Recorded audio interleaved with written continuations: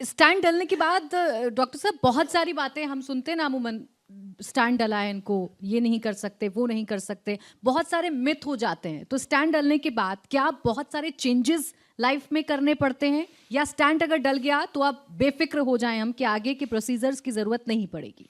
तो ये चीज़ बहुत वेरी करती है मरीज से मरीज। डिफरेंट पेशेंट का डिफरेंट एडवाइस होती है। हर एक को एक ब्लैंकेट एडवाइस नहीं दे सकते।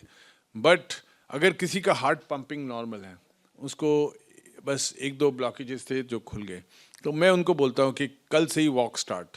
कल से आप गोल्फ खेलते थे, गोल्फ पे जाएंगे। नॉर्मल एक्टिविटीज़ जो मर्जी करिए, कोई प्रॉब्लम नहीं। सिर्फ दवाई डोज नहीं मिस करनी। दवाई बहुत इंपॉर्टेंट हो जाती है स्टेंट के बाद, तो हम 3 दवाइयों पे बहुत एम्फेसिस देते हैं। एक है एंटी प्लेटलेट दवाइयाँ जो ब्लड थिनिंग होती हैं ताकि क्लॉट ना बने उस स्टेंट के अंदर। दूसरी है कोलेस्ट्रॉल लोअरिंग मेडिसिन जो हमेशा दी जाएगी, हर मरीज़ को दी जाएगी। वो दोनों बहुत इंपॉर्टेंट दवाई हैं। तो हम मरीज़ को बोलते हैं कि दवाई मिस नहीं करना और जितना मर्जी एक्टिविटी कर लो। लेकिन दूसरी तरह के मरीज़ होते हैं जिनको पहले हार्ट अटैक हो चुका है, उनका हार्ट बहुत वीक है, अब स्टेंट लगे हैं, उनको हम बोलते हैं be cautious, go slow with your life. जल्दी नहीं करना, धीरे धीरे हार्ट पंपिंग इम्प्रूव होगी तो विद इन 2 वीक्स और विद इन अ मंथ आप बिल्कुल नॉर्मल हो जाओगे। सो जल्दी नहीं करनी। तो दोनों की एडवाइस थोड़ी डिफरेंट होती है, बट ये इंडिविजुअल टू इंडिविजुअल वेरी करेगा। यानी स्टैंड डलने के बाद भी लाइफ नॉर्मल हो सकती है? नॉर्मल होती है, हो सकती नहीं, होती है। लोग मानते नहीं है ना, इसे एक मिथ की तौर पर ले लेते हैं, स्टैंड पड़ा है तो नहीं अब मुश्किल हो जाएगा आगे। नहीं, बिल्कुल मुश्किल नहीं होगा। बिल्कुल नॉर्मल हो जाएगी लाइफ। अच्छा, एक और टर्म जिससे भी घबराहट होती है सुनने में, वो बाईपास सर्जरी है। Okay, right. स्टैंड तक हम पहुंच गए, बाईपास सर्जरी की जरूरत हमें कब महसूस होती है, या कब डॉक्टर्स बाईपास सर्जरी के लिए जाते हैं? अच्छा, इससे पहले हम बाईपास पे जाएं, मैंने बोला 3 ग्रुप्स हैं। एक तो जिसको हम बोलते हैं बिल्कुल नॉर्मल है, घर जाओ, आज शाम को मंदिर जाके मत्था टेको।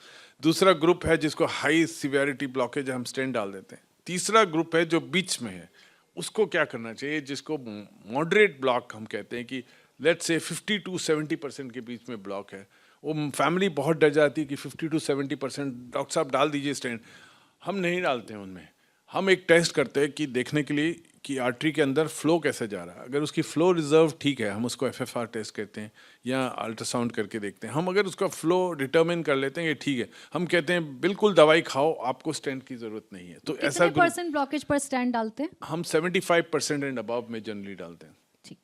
लेकिन कई बार थोड़े कम में भी फ्लो कम हो तो हम डाल देते हैं। लेकिन अगर इंटरमीडिएट ग्रुप में आपको फ्लो अच्छा मिल गया, 50 to 70% ब्लॉक था, फ्लो अच्छा है, हम बिल्कुल नहीं डालेंगे स्टेंट। हम उसको बोलेंगे मेडिकली मैनेज करो, आप दवाइयों पे ही ठीक रहोगे। तो ऐसा नहीं है कि हर एक आदमी जो एंजियोग्राफी के लिए जाता है उसको स्टेंट डलता है। ये एक और बड़ा मिथ है। मरीज कहते हैं कि जी अब एंजियोग्राफी होगी तो स्टेंट तो डलेगा ही डलेगा। ये बिल्कुल गलत है, ऐसा नहीं होता। तो हम मेरी प्रैक्टिस में पहले तो हम सीटी एंजियो से ज़्यादा काम चला लेते हैं, फिर सीटी एंजियो में दिख गया तो डलेगा ही डलेगा। तो मेरी प्रैक्टिस में 70% को स्टेंट डलता है, 30% दवाई पे जाते हैं। तो ऐसा नहीं है कि जो एंजियोग्राफी की टेबल पे लेटा तो उसको स्टेंट डलेगा, ऐसा नहीं होता। तीसरा, आगे हम बाईपास पे। सो बाईपास किसको ज़रूरत होती है? एक बहुत इंटरेस्टिंग चीज़ जो हो रही है वर्ल्ड ओवर, सिर्फ इंडिया में नहीं, वर्ल्ड ओवर, स्टेंटिंग ऐसे राइज कर रही है, एंजियोप्लास्टी स्टेंटिंग। बिकॉज हर हर इंसान चाहता है कि मुझे बाईपास ना हो, मैं वहीं टेबल पे गया, मुझे बस वहीं हाथ से स्टेंट डाला और मैं अगले दिन घर गया। सब, हर इंसान यही चाहता है। कौन चाहता है कि छाती खुले, सर्जरी हो, फिर हफ्ता हॉस्पिटल रहो, फिर 1 महीना लग जाएगा पूरा नॉर्मल होने में। तो फिर भी कुछ मरीज़ हैं जहां हम बाईपास सजेस्ट करते हैं। तो वो कौन से मरीज़ हैं? जनरली होते हैं जिनके मल्टीपल ब्लॉकेजेस हैं, 8-9 जगह ब्लॉक है। अब कहाँ कहाँ स्टेंट डालेंगे?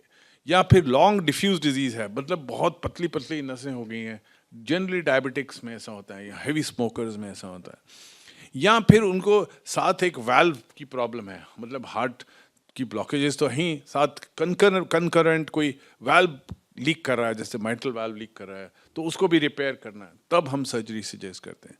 तो सर्जरी के नंबर्स कम हो रहे हैं वर्ल्ड वाइड बाईपास सर्जरी के, बिकॉज एंजियोप्लास्टी की टेक्नोलॉजी बहुत इम्प्रूव कर रही है। आगे जाके क्या होगा मुझे नहीं पता, बट एवरी ईयर इतना नया डेटा आता है, नई चीज़ें आती हैं कि हम बड़े कॉन्फिडेंटली मरीज को बोल पाते हैं कि इसमें आप स्टेंट ही डलवाओ, उससे बेटर रहेगा।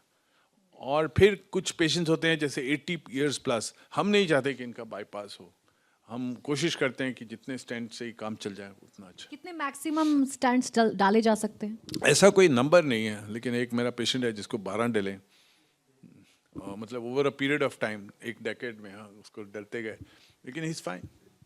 12 तक डाले जा सकते हैं अभी, मतलब कितने भी डाले जा सकते हाँ, हैं कितने अगर भी आपकी बॉडी ठीक रिएक्ट कर रही हाँ है तो। बिल्कुल।